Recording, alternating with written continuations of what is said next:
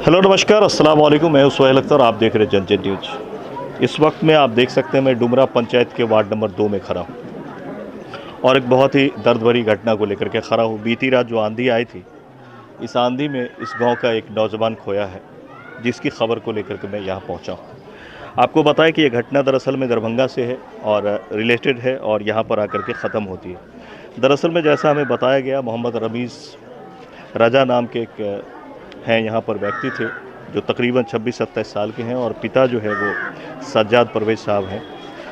वो पूरी ख्वाब देखते हुए अपने परिवार के जो है वो बड़े बेटे थे। 7 बहन 2 भाई में सबसे बड़े थे और परिवार को आगे ले जाने की जिद्दोजहद में जो है वो दरभंगा में रहा करते थे। वहीं पढ़ाई कर रहे थे, बीएड की पढ़ाई चल रही थी उनको मिथिला यूनिवर्सिटी से।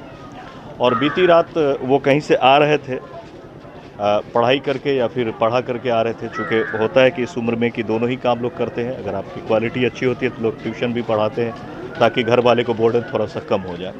तो ट्यूशन पढ़ा के या ट्यूशन लेके लौट रहे थे। इसी बीच में बीती रात जो बारिश हुई थी, उस बारिश में मैं आपको बताऊं कि दरभंगा वीवो चौराहा के पास पानी लगी हुई थी। वो स्कूटी से या पैदल आ रहे थे। मैं बात करूंगा परिजनों से, फिर आपको बताऊंगा, जिसमें उनकी पैर चली गई और 11,000 की तार गिर गई थी। और इतना तेज़ आंधी होने के बाद भी दरभंगा में उस वक्त बिजली नहीं काटी गई थी, लाइन नहीं काटा गया था, जिस कारण से एक उभरता हुआ सबसे पहले औलाद को इस परिवार ने खोया है। उसमें उनकी पैर चले गए और उसके बाद बचाने के लिए कुछ भी नहीं था। क्योंकि अगर मान लीजिए ऊपर वगैरह में कहीं करंट वगैरह लगती है तो आपको फेंक भी देता है, लेकिन जब आपकी पैर चली जाए और उसमें 33,000 या 11,000 जैसी इतनी बड़ी चीज़ गिरी हुई है, जो केवल अगर आपके ऊपर में गिरती है तो फिर आपको जला के राख कर देती है, इसी में गिरा और फिर उसके लिए कोई चांस नहीं रहा। उसके बाद पोस्टमार्टम करा करके यहाँ भेजी गई है। 2:30 बजे सुपुर्द खाक है। आइए जानने की कोशिश करेंगे इनके परिजनों से कैसे क्या हुआ था। और क्या नाम हो गया आपका? मोहम्मद इमरान। क्या हुआ था बताइए। वहाँ पे जो है सो खुद टीचिंग करके बीएड करते थे वहाँ से, मिथिला यूनिवर्सिटी से। तो उसी दरमियान आंधी तूफ़ान आया था, तो ये घर से बाहर निकले हुए थे। तो आंधी तूफ़ान जब कम्प्लीटली ख़त्म हो गया तो ये अपना रूम, जो जहाँ पे इनका डेरा था रूम, वहाँ जा रहे थे।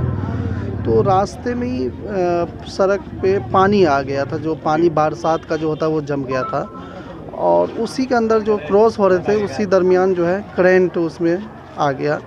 और कहीं ना कहीं ये लापरवाही हुई है, क्योंकि बहुत ही तेज़ आंधी तूफ़ान आने के बावजूद भी लाइट को कट करना चाहिए था, तो ये हादसा नहीं होता। कहीं ना कहीं बिजली विभाग का ये हाँ। आप लोग को कब पता चला? ये जस्ट हमारे भाई साहब हैं, दोनों भाई साथ में ही रहते थे। तो कुछ ही देर के बाद जस्ट जो है तो कॉल आया, क्योंकि नियर बाय में ही, रूम के नियर बाय में ही ये घटना हुआ है। तो कॉल आया, उसके बाद जानकारी ये प्राप्त हुई। पोस्टमार्टम वगैरह भी हुई? हाँ, पोस्टमार्टम भी हुई है।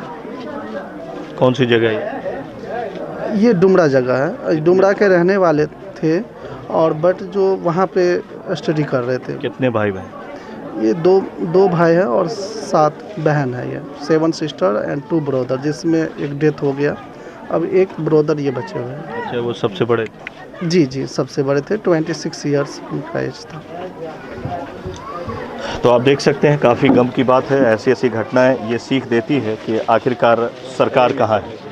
बातें बहुत है, लेकिन चूँकि यहाँ बहुत गमगीनियत वाली जगह है, इसीलिए मैं बहुत बातें नहीं करना चाहता हूँ। लेकिन कहीं ना कहीं आपको मैं ये बता देना चाहता हूँ कि बिजली डिपार्टमेंट की ये बहुत बड़ी लापरवाही है, जिसके चलते इतनी बड़ी घटना हुई है। आज भी बिहार की अगर आप बात करेंगे तो इस बात में कोई दो राय नहीं है कि बिहार सरकार सिर्फ़ और सिर्फ अपने गद्दी के लिए सोचती है, जनता की सुरक्षा के लिए कुछ भी नहीं सोचती है। कहीं भी बड़े शहरों में जब आप जाएंगे तो सबसे पहला सवाल मैं ये करना चाहता हूँ कि क्या अर्बन के लोगों को ही ज़िंदगी बचाने की छूट है और हम रूरल वाले को ज़िंदगी बचाने की कोई छूट नहीं है?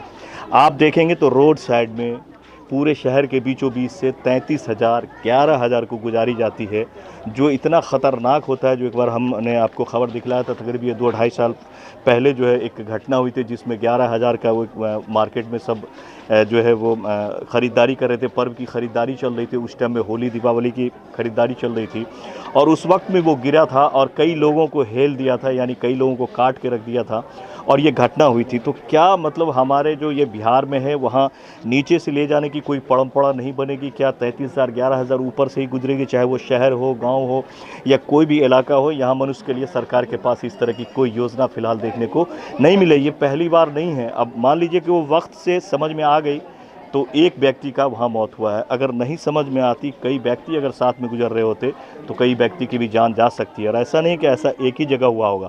फिलहाल एक जगह नज़र गई है जहाँ पे हमने खबर बनाया। इस तरह की घटनाएं होती रहती है। आज भी सरकार कुछ भी नहीं कर रही है। जाति के नाम पे यहाँ वोटिंग हो रही है और विकास के नाम पे कुछ भी नहीं हो रहा है, जिसका कारण है कि हमारे युवा बुज़ुर्ग कई इस तरह के हैं जो गुजरते जा रहे हैं, लेकिन सरकार को इससे कोई लेना देना नहीं है। फ़िलहाल आप देख सकते हैं, ज़रा दिखाइए कैमरा।